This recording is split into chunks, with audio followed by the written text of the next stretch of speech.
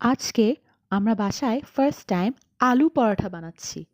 এই আলু পরোটাগুলা বাইরে অনেক বেশি এক্সপেন্সিভ, কিন্তু বাসায় বানালে অনেক বেশি মজা।